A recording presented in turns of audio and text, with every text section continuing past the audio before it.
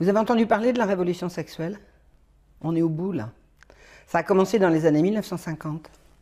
Il y a un Américain qui s'appelait Alfred Kinsey qui a fait une série de rapports qui ont complètement bouleversé l'Amérique, l'Europe et le monde. Alfred Kinsey a interrogé des dizaines, des centaines et peut-être même des milliers d'hommes, de femmes et d'enfants. Et il a fait un rapport qui raconte quelle est la véritable vie sexuelle des Américains moyens. Et ce rapport a absolument tout bouleversé. Il a déclenché ce qu'on a appelé la révolution sexuelle. Ce qu'on appelait ligues de vertu étaient absolument furieuses. Non, mais les ligues de vertu, ce sont des gens dont on se moque abondamment. Et rien n'a pu arrêter le cours de cette révolution déclenchée par le rapport Kinsey. Alors Kinsey, c'était un universitaire, il a fait son rapport de façon tout à fait académique, c'est du moins ce qu'on a prétendu.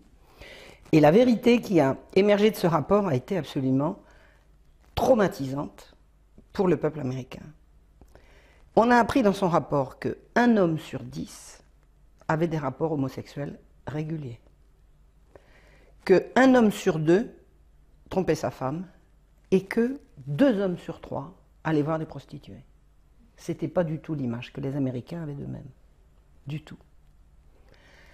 Sur les femmes, la moitié des femmes avaient des rapports sexuels avant le mariage, ce qui n'était pas du tout ce que nous racontait le cinéma. Un quart des femmes étaient adultères de façon régulière et 87% des célibataires avaient avorté, au moins une fois. Le rapport Kinsey a été une révolution en lui-même. Qu'est-ce qu'il a déclenché? Il a déclenché l'apparition de ce qu'on a appelé la libération des femmes, c'est-à-dire les femmes qui se mettent à avoir des rapports sexuels en dehors du mariage et en dehors d'un compagnon régulier. On a vu arriver la pilule, on a vu arriver l'avortement comme acte banalisé, on est encore dedans. Et on a vu arriver l'irruption du porno. La pornographie, ça date de cette époque-là. Avant, une image pornographique était poursuivie, était pourchassée, c'était interdit. Et à partir du rapport Kinsey, la porno, il y a des magazines porno pornographiques et même de films ensuite par la suite à portée de tout le monde. C'est ce qu'on a appelé la révolution sexuelle. Les conséquences de cette révolution sexuelle ont été, enfin de ce qui a été déclenché par le rapport Kinsey, ont été telles que la législation américaine, puisque c'est parti d'Amérique, s'est adaptée au rapport Kinsey. C'est-à-dire qu'on n'a plus poursuivi les crimes, les délinquants sexuels comme on les poursuivait avant. On a baissé drastiquement le degré de gravité de ce qui pouvait être considéré comme des crimes sexuels. The model penal code that was adopted just after 1955 was based on Kinsey's research. This is a flow chart I put together to describe how the Kinsey research gutted American laws. Through the American Law Institute, ALI, the American Law Institute Model Penal Code, 1955. That was where protections were then removed for women and children from American law system. The U.S. justice system from 1948 to today, that's what this is about. After publishing his reports, Kinsey traveled the country, giving lectures at universities and testifying before lawmakers. He was received as the leading scientific expert in the world on human sexuality. In particular, he discussed laws concerning sex offenders and the education of children. Of children, he said 100% are orgasmic from birth. Therefore, children can benefit from sex with adults and even incest, which is illegal, so we need to lower the age of consent. He was working toward making everything legal, but that's all right. Children need early explicit school sex education since they're sexual from birth, which was illegal at the time, now it's everywhere. They need masturbation and hetero and homosexual acts to be taught to them, which was illegal, and now it's being taught. And about parole, Kinsey said that sex offenders rarely repeat sex crimes, therefore all sex offenders should be paroled, which is exactly what started to take place. Part of Kinsey's defense of pedophiles was that children were not really harmed by sexual contact with adults. Therefore, it made no sense to incarcerate pedophiles for lengthy prison terms.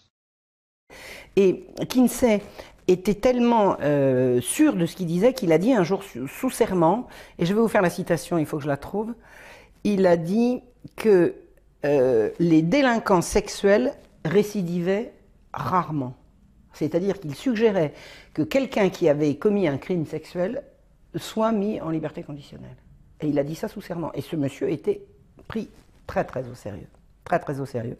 Toute la législation américaine s'est adaptée au rapport Kinsey, et par la suite, toute la législation européenne. C'est nous, c'est au début des années 60 qu'on a vu arriver également. À la fin des années 60, plutôt début des années 70, ça a été l'explosion. J'étais dessous, hein, moi j'avais 20 ans en 70, donc j'ai vu passer ça.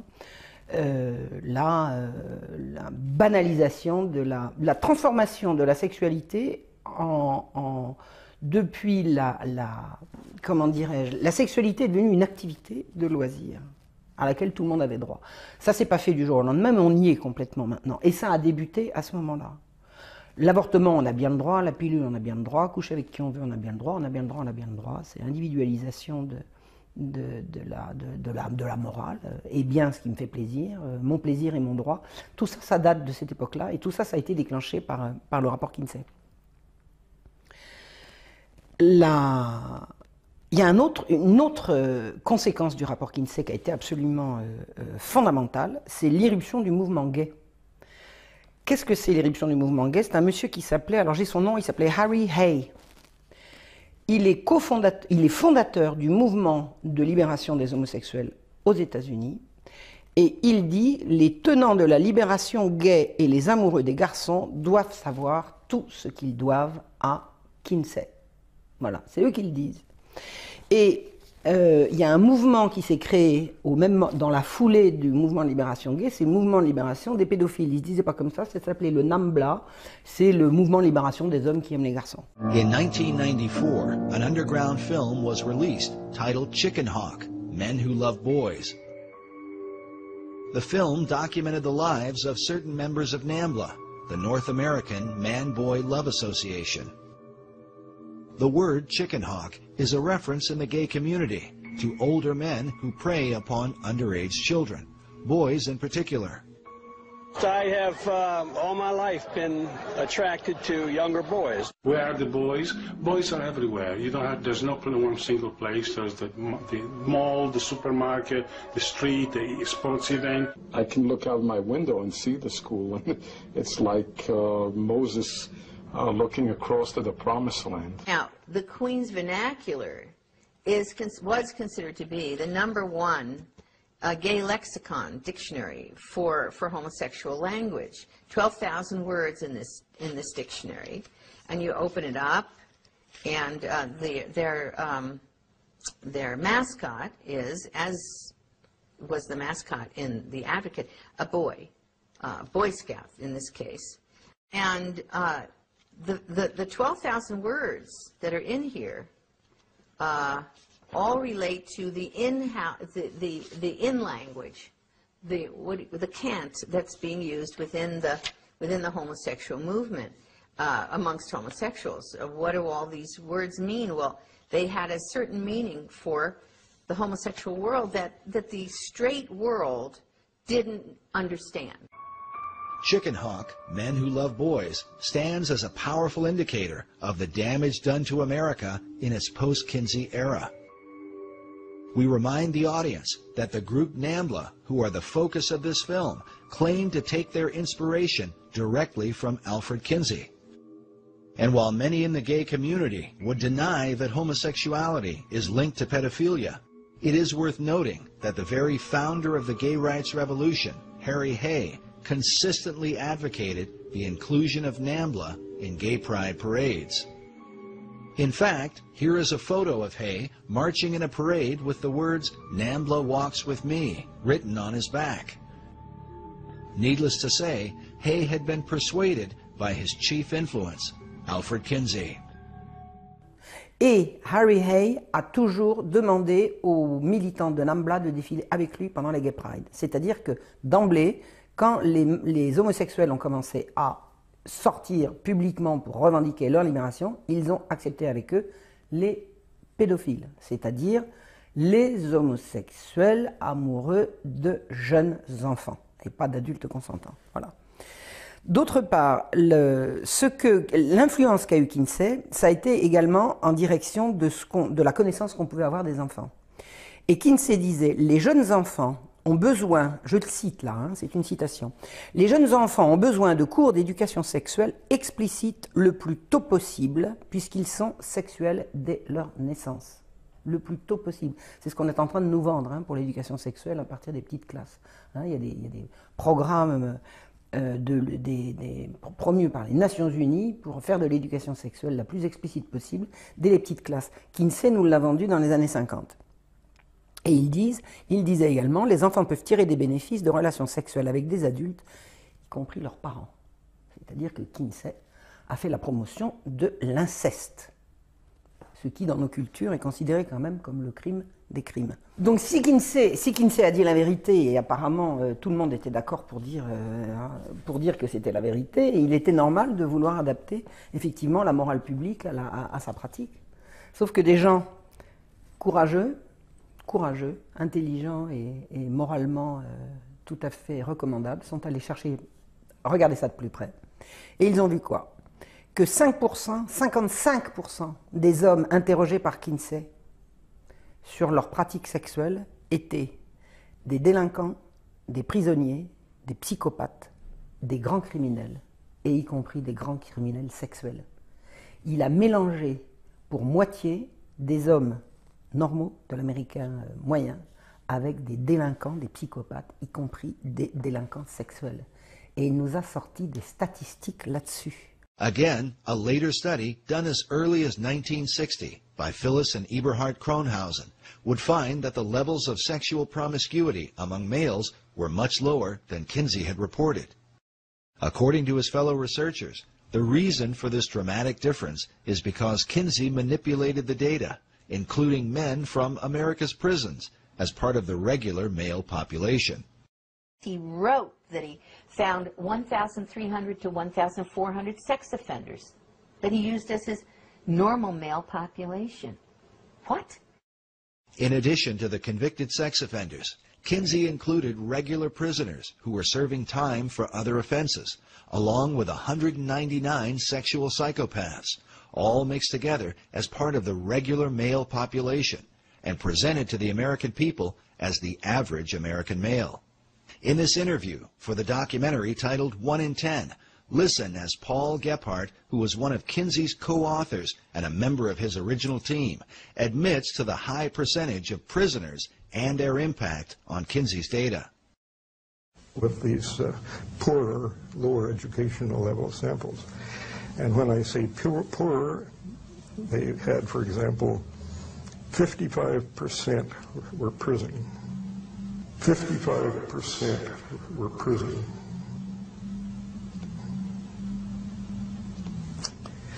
And I think that has a definite effect. We know we didn't have enough non-prison people to do much of a comparison, but he didn't do a comparison. He simply took the prison people he got and used them with that less than college educated sample. Il est allé, pour parler des pratiques homosexuelles des hommes américains, faire des enquêtes dans des bars gays et dans des bains pour homosexuels. Il a mélangé ces résultats-là avec les résultats de l'américain moyen. Et il nous a sorti une statistique sur les pratiques homosexuelles de l'américain moyen.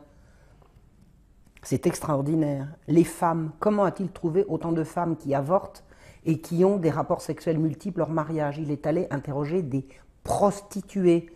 Et il a mélangé les résultats obtenus chez les prostituées avec les résultats obtenus avec des ménagères, dont personne ne peut nous dire à quel titre des ménagères américaines auraient fait des confidences à un type qu'elles ne connaissaient pas sur leurs pratiques intimes. C'est-à-dire qu'en fait, au bout du compte, le rapport Kinsey est totalement fallacieux et mensonger.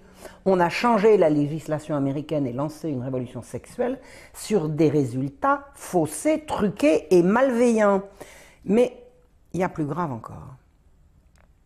Il y a plus grave encore.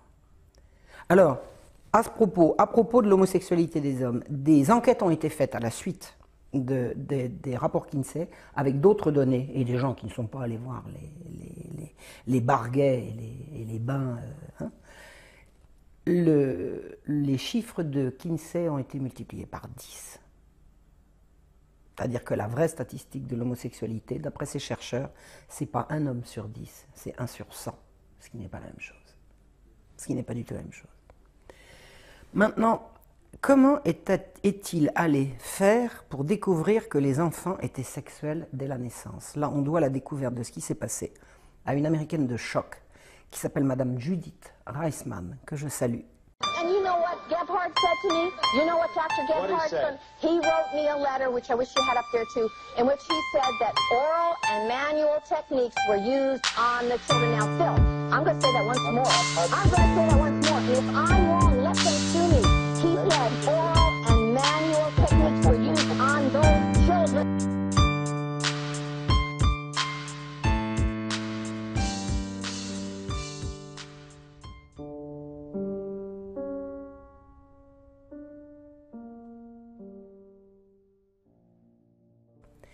Et qui, comme juriste, est allé étudier de très près les résultats donnés par Kinsey en matière de découverte que les enfants avaient des orgasmes dès la naissance et pendant toute leur vie, pendant toute leur enfance.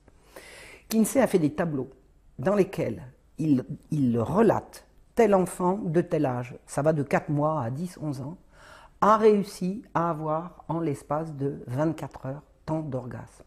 Comment un type comme Kinsey peut-il nous parler d'orgasme d'enfant? Et Kinsey explique que les orgasmes d'enfants, c'est beaucoup plus difficile à reconnaître que les orgasmes des adultes, parce qu'en l'occurrence, pour les petits garçons, il n'y a pas d'éjaculation. Savez-vous ce que racontait Kinsey pour montrer ce qu'étaient les orgasmes des enfants? Tenez-vous bien. Nous devons ce travail remarquable à Madame Judith Reisman. Il appelle orgasme les cris, les convulsions, et les mouvements désespérés d'enfants qui se débattaient pour échapper à leurs agresseurs. Kinsey appelle orgasme les hurlements de douleur et de terreur d'enfants violés.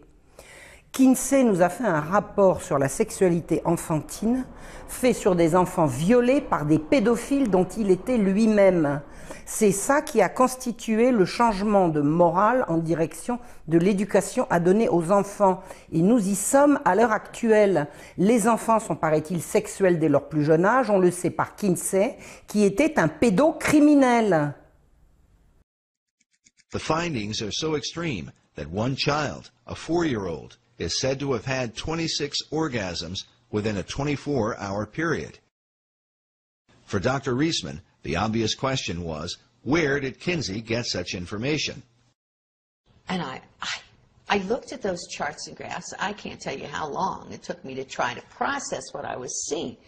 I said, this is the torture of children. At the base of Table 31, Kinsey tells us that the data is based on actual observation of 317 males. Then on page 177 of the male volume, Kinsey writes, orgasm is in our records for a female babe of 4 months. But how would anyone recognize such a response in a young child? Kinsey wrote that among pre-adolescent boys and among younger females, orgasm is not so readily recognized, partly because of the lack of ejaculate. And so I said, what did this man, this Kinsey, call an orgasm? Right. I mean, it's an obvious question, isn't it? I mean, first of all, this was not possible, but second of all, what did he call? Well, I saw he documented it on page 160 and 161 in Kinsey's book, Sexual Behavior in the Human Male. He described specifically what he called an orgasm amongst these children. Kinsey defined orgasm for pre-adolescent children with the following description: a gradual and sometimes prolonged build-up to orgasm, which involves still more violent convulsions of the whole body, heavy breathing, groaning, sobbing, or more violent cries, sometimes with an abundance of tears, especially among younger children. And he said there were 6 categories. He called them 6 categories of orgasm, and he had category 1, 2, 3, 4, 5, and 6. And included in these categories of what he called an orgasm were screaming, writhing in pain, hysterics, especially among younger children. He put that in parentheses, especially among younger children, parentheses. He said that the children had convulsions. Those were his words. He said they fainted. He said they struck the partner. He called it the partner. This is the man who's raping the child. Okay. They struck the partner and tried to get away. And he said that those were all examples for him, of orgasm. Savez-vous comment est mort Kinsey? Il paraît qu'il est mort d'une crise cardiaque. En réalité, il s'infligeait à lui-même, des sévices abominables, et on a retrouvé à sa mort qu'il s'était arraché les testicules. C'est pas bien comme exemple pour remodeler la morale d'un pays. Qui a financé le rapport Kinsey? L'Institut Rockefeller, qui existe encore, qui continue de financer. Une enquête a été faite auprès de la fondation Rockefeller, à peu près à l'époque où Kinsey a sorti son rapport, et des enquêteurs ont appris que le but de la fondation, dans l'enquête sur Kinsey, était d'extirper de l'Amérique toute sa moralité et son idéologie chrétienne. C'est-à-dire que le rapport Kinsey a été financé pour briser la morale et la famille américaine. Et nous en sommes maintenant. La famille américaine est loin derrière. C'est maintenant la famille en France, en Europe et dans le monde entier.